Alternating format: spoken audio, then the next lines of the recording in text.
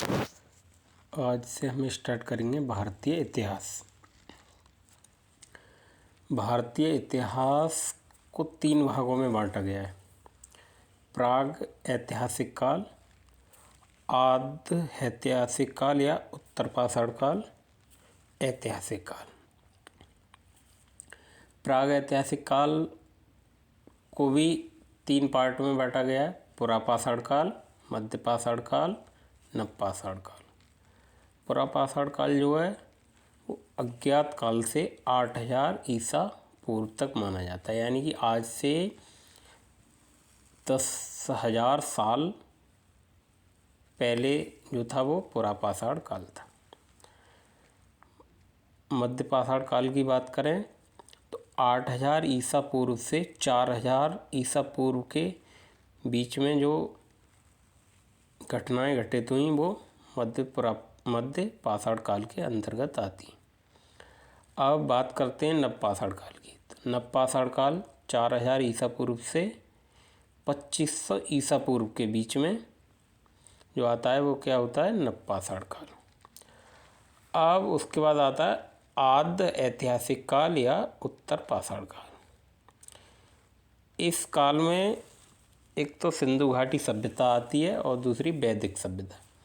सिंधु घाटी सभ्यता का जो टाइम पीरियड है वो है 2500 ईसा पूर्व से 1500 ईसा पूर्व, और जो वैदिक सभ्यता है उसका टाइम पीरियड है 1500 ईसा पूर्व से 600 ईसा पूर्व। वैदिक सभ्यता को भी 2 भागों में बांटा गया है।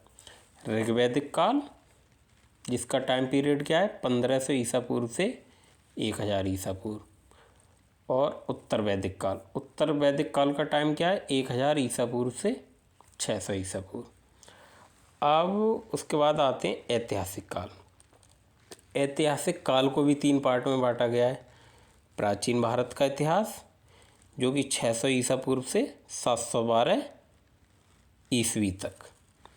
मध्यकालीन भारत का इतिहास जिसका समय है 712 ईस्वी से 1707 ईस्वी तक।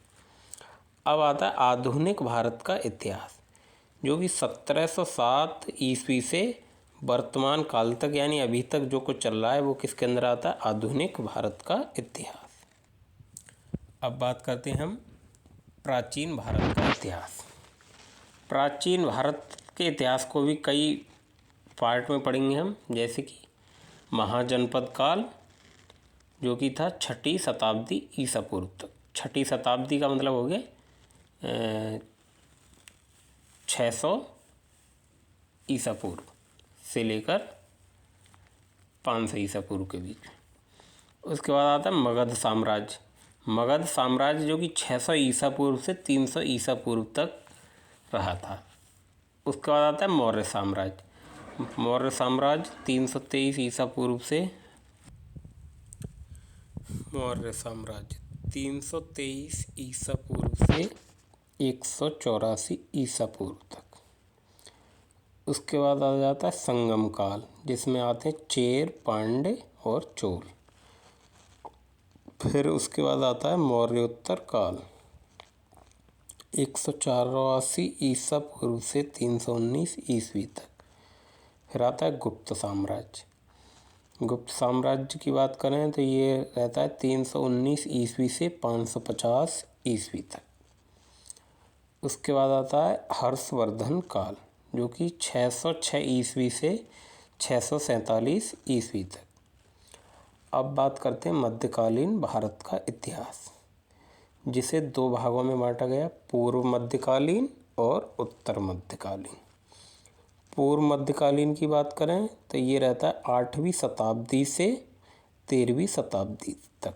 8वीं शताब्दी का मतलब होता है 701 से लेकर 800 के बीच में क्या रहती है, 8वीं शताब्दी।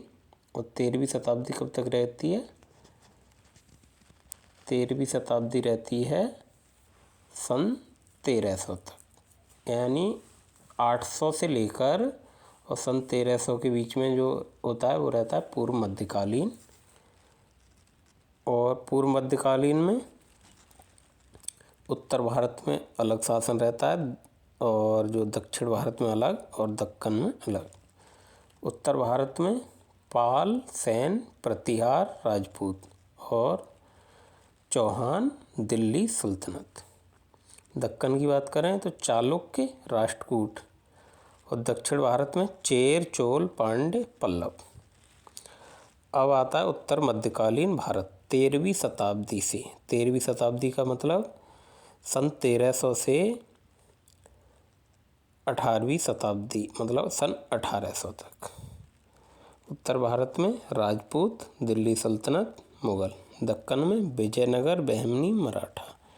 दक्षिण भारत में पांड्य और होयसल।